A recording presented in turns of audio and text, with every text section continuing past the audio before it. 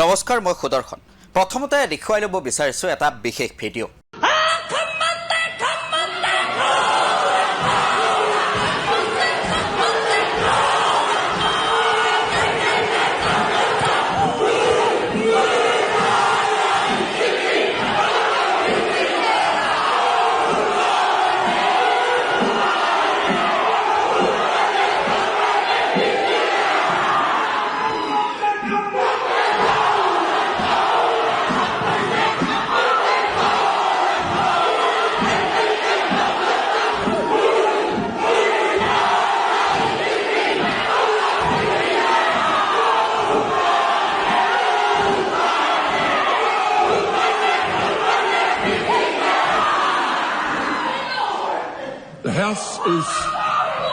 The House is suspended until the ringing of the bells.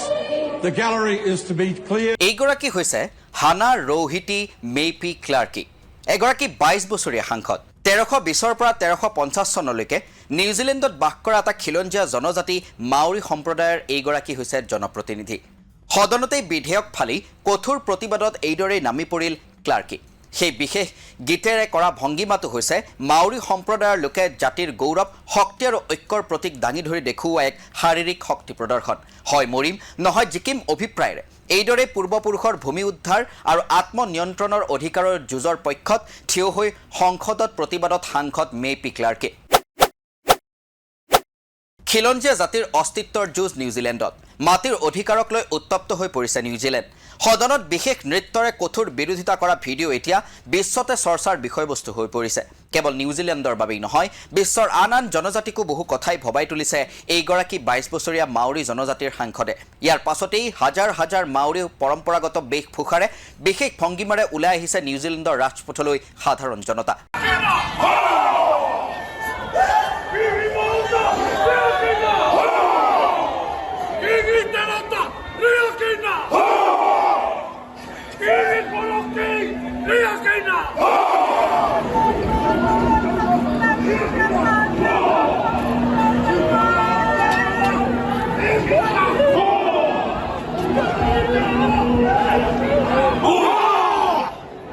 New Zealand চৰকাৰৰ সহযোগী ACT দলৰ এগৰাকী নেতা ডেভিড সেইমৌৰে মাউৰীসকলৰ বিশেষ অধিকাৰ শেষ কৰাৰ অভিপ্ৰায়েৰে সংসদত প্ৰস্তাৱ দিছিল।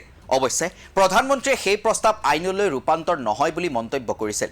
কিন্তু সংসদত দিয়া প্ৰথমটো প্ৰস্তাৱৰ পাছতেই উত্তাল হৈ পৰে মাউৰী সম্প্ৰদায়ৰ জনপ্ৰতিনিধিৰ লগতে বিৰোধী দলৰ নেতাসকল। নিউজিলেণ্ডৰ সোঁপন্থী চৰকাৰৰ অংশীদাৰ লিবাৰ্টেৰিয়ান পাৰ্টীয়ে সংসদত উত্থাপন কৰা 380 প্ৰিন্সিপাল বিলক লৈ প্ৰথমটো পাঠ গৃহীত হোৱাৰ পাছতেই উত্তপ্ত হৈ পৰিছিল সদন। বিধেয়কখনৰ উদ্দেশ্য আছিল ট্ৰিটি অফ ৱেইটাংগীৰ সংশোধন, যিখন সন্ধিপত্ৰ আছিল নিউজিলেণ্ডৰ খিলঞ্জীয়া জাতি মাউৰীসকলৰ বাবে এক অতিকৈ গুৰুত্বপূৰ্ণ তথা মূল নথি। ট্ৰিটি অফ ৱেইটাংগী হৈছে ইউৰোপীয় আৰু মাউৰীসকলৰ মাজত 1840 চনত হোৱা এক চুক্তিপত্ৰ।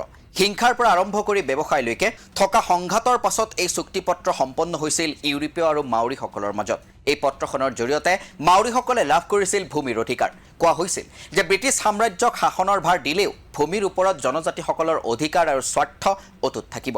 কিন্তু চুক্তিৰ কেইবছৰমান পাছতেই নিউজিলেণ্ডত জনজাতিসকলৰ ভূমিসমূহৰ ক্ৰয় বিক্ৰয়ক লৈ বিতৰ্ক আৰম্ভ হয়। এই বিতৰ্কই এইটো পৰ্যায় পাইগৈ যে 1860 চনত তীব্ৰ সংঘাত সৃষ্টি হয় আৰু মাটিবোৰ জব্দ কৰা আৰম্ভ কৰে ব্ৰিটিছ মূলীয় বা অন্য মাউৰীসকলে। অৱশ্যে মাউৰীসকলেও হাত সাৱটি বহি নাথাকি প্ৰতিৰোধ সংগ্ৰাম গঢ়ি তোলে। এইদৰে যদিও সংগ্ৰাম গঢ়ে মাউৰীসকলে, 1977 চনত কিন্তু আইনী বাতিল হয় বুলি বিবেচিত কৰা হয়। এই সন্ধিৰ চৰকাৰত কোনো ন্যায়িক বা সাংবিধানিক ভূমিকা নাই বুলি ধৰা হৈছিল, কাৰণ মাউৰী সন্ধি স্বাক্ষৰ কৰিব পৰা জাতি নহয়। যিহেতু সন্ধিখন দেশত প্ৰচলিত আইনত অন্তৰ্ভুক্ত কৰা হোৱা নাছিল, সেয়েহে ই আছিল এক প্ৰকাৰৰ আইনী বাতিল। তাৰ পাছতেই মাউৰীসকলৰ ক্ষেত্ৰত বৈষম্যৰ সৃষ্টি হৈছিল। খিলঞ্জীয়া জনজাতিটোৰ ক্ষেত্ৰত পৃথক লোকপিয়ল আৰম্ভ হৈছিল। 1945 চনলৈকে বৃদ্ধ পেঞ্চনৰ পৰাও বঞ্চিত হৈছিল খিলঞ্জীয়া জনজাতিটো। ব্যৱসায়িক ক্ষেত্ৰতো বাধাৰ সন্মুখীন হৈছিল মাউৰীসকল। 1985 চনত ৱেইটাংগী ন্যায়াধিকৰণে ট্ৰিটি সন্ধিৰ বিষয়টো তদন্ত কৰিবলৈ সক্ষম হয়। ন্যায়াধিকৰণে এই সন্ধি তদানীন্তন সময়তো যে প্ৰযোজ্য সেই বুলি শুনানি প্ৰদান কৰি দেশখনৰ আইনৰ সৈতে সংযুক্ত কৰে। উল্লেখ্য যে মাউৰীসকল সামাজিকভাৱে পিছপৰা হোৱাৰ লগতে অৰ্থনৈতিকভাৱে দুৰ্বল, শিক্ষাৰ অভাৱ, অপৰাধৰ সংখ্যা বেছি আছিল জনজাতিটোৰ মাজত। আনহাতে অন্য জাতিৰ তুলনাত তেওঁলোকৰ আয়ুসৰ ৰেখাও কম আছিল। তেনে পৰিস্থিতিৰ বাবে ভূমিৰ ওপৰত খিলঞ্জীয়াৰ স্বাৰ্থ ৰক্ষা আৰু অস্তিত্বৰ যুঁজত হাৰিও সামাজিক আৰু অৰ্থনৈতিকভাৱে দুৰ্বল মাউৰীসকলে পশ্চিমীয়া সংস্কৃতিৰ সৈতে মিলিবলৈ বাধ্য হৈছিল। তেনে পৰিস্থিতিৰ লগতে বিভিন্ন মহামাৰীৰ ফলত খিলঞ্জীয়া জনজাতিটো নিশকতীয়া হোৱাৰ দৰে হৈ পৰে আৰু ক্ৰমাৎ জনসংখ্যা হ্ৰাস পাবলৈ ধৰিছিল। কিন্তু বিংশ শতিকাৰ পৰা জনজাতিটোৰ কিছু উন্নীতকৰণ আৰম্ভ হয় আৰু শেহতীয়াকৈ 2018 চনৰ পৰা 2023 চনলৈকে 12.5% জনসংখ্যা বৃদ্ধি পাইছে মাউৰীসকলৰ। 2023 চনৰ নিউজিলেণ্ডৰ লোকপিয়ল অনুসৰি মাউৰীসকলৰ মুঠ জনসংখ্যা 9,78,246 গৰাকী, অৰ্থাৎ নিউজিলেণ্ডৰ মুঠ জনসংখ্যাৰ ভিতৰত খিলঞ্জীয়া জনজাতিটোৰ সংখ্যা মাত্ৰ 19.6%হে। এইদৰে এতিয়া পূৰ্বপুৰুষৰ মাটিৰ অধিকাৰক লৈ উত্তাল হৈ পৰিছে নিউজিলেণ্ড। নিজৰ জাতিৰ স্বাৰ্থত সংসদত কম বয়সীয়া জনজাতীয় যুৱতী সাংসদে বিধেয়কখনকেই ফালি দিছে। ৰাজপথলৈ ওলাই আহিছে হাজাৰ হাজাৰ জনতা। নিউজিলেণ্ডৰ জনজাতিয়ে সমগ্ৰ বিশ্বৰ জনজাতিৰ লোকসকলক দেখুৱাইছে জাত্যাভিমান।